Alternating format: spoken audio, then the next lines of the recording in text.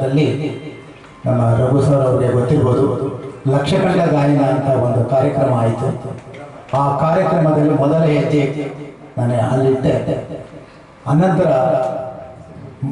ಮಾರನೇ ದಿವಸ ಅಂದರೆ 29ನೇ ತಾರೀಕು ಪುನೀತ್ ರಾಜ್ಕುಮಾರ್ ಅವರು ನಿಧನವಾದರು.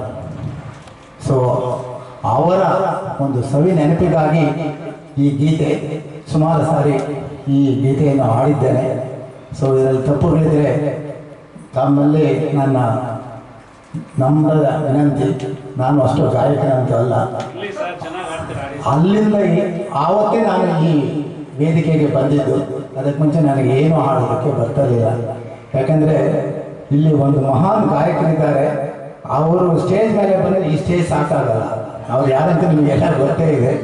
ಅವರು ಈಗ ಅವ್ರ ಮುಂದೆ ನಾನು ಹಾಡಬೇಕು ಅಂದರೆ ನನಗೊಂದು ಸ್ವಲ್ಪ ಭಯ ದುಡ್ಡು ಕೊಟ್ಟರೆ ಬೇಕಾದ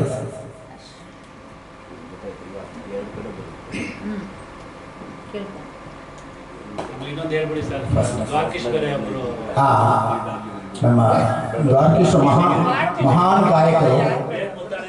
ದ್ವಾರಕೀಶ್ರವರ ಬಗ್ಗೆ ಹೇಳೋದಕ್ಕೆ ನನಗಿಂತೂ ರಘು ಅವರೇ ಅದರ ಬಗ್ಗೆ ತುಂಬ ವಿವರವಾಗಿ ತಿಳಿಸ್ತಾರೆ.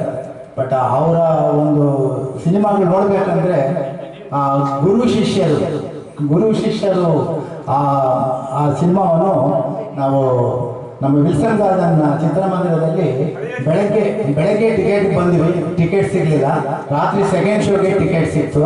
ಅವತ್ತಿನ ದಿವಸ ಆ ರೀತಿ ಇತ್ತು. ಯಾಕಂದರೆ ಆ ಗುರು ಶಿಷ್ಯರು ಅಂದರೆ ಅದನ್ನ ಹೇಳೋದಕ್ಕೆ ನಮಗೆ ಎರಡು ಮಾತು ಇಲ್ಲ. ಯಾಕಂದರೆ ನಾವು ಅಷ್ಟು ಮಟ್ಟಕ್ಕೆ ನಾವು ಇಲ್ಲ. ಸೊ ಅದ್ರ ಬಗ್ಗೆ ಅವರು ವಿವರವಾಗಿ ತಿಳಿಸ್ತಾರೆ.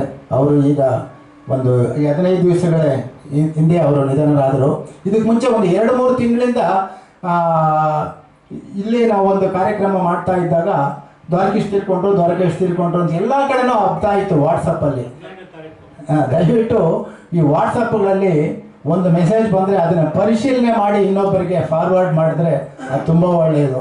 ದಯವಿಟ್ಟು ಯಾರು ತಪ್ಪು ತಿಳ್ಕೊಬೇಡಿ. ಅದು ನಮಗೇನು ಗೊತ್ತಿದ್ದರೆ ನಾವು ಅವ್ರು ಹಾಕ್ತಾರೆ, ನಾವು ಇನ್ನೊಬ್ಬರಿಗೆ ಕಳಿಸಿದಾಗ ಬಟ್ ಅದು ನಿಜಾಂಶ ಯಾರಿಗೂ ಗೊತ್ತಿರಲ್ಲ. ಸೊ ಈಗ ನಾನು ಒಂದು ಪುನೀತ್ ರಾಜ್ಕುಮಾರ್ ಅವರ ನಿಮ್ಮ ಅಪ್ಪಣೆ ಮೇರೆಗೆ, ಯಾಕಂದರೆ ಇವತ್ತು ನಮ್ಮ ಅಣ್ಣವರ ಈ ಸವಿನೆನಪಿಗೋಸ್ಕರ ಯಾಕಂದರೆ ಎಲ್ರಿಗೂ ಗೊತ್ತಿದೆ ಪುನೀತ್ ರಾಜ್ಕುಮಾರ್ ಅವರು ಯಾವ ರೀತಿ ಮರಣ ಹೊಂದಿದರು ಅಂತ. ಅವರ ಸವಿನೆನಪಿಗಾಗಿ ಈ ಗೀತೆ ಇದೆ. ಸರಿ ಆನ್ ಮಾಡಿದ್ದೀರಾ ಸರ್? ಇಲ್ಲಿ ಇಲ್ಲೊಂದ್ಸಲ ಆಫ್ ಆಗಿದೆ ಸರ್. ಒಂದ್ಸಲ ನೋಡಿ ಬನ್ನಿ. ಸೆಕೆಂಡ್ ಆನ್ ಮಾಡಿ.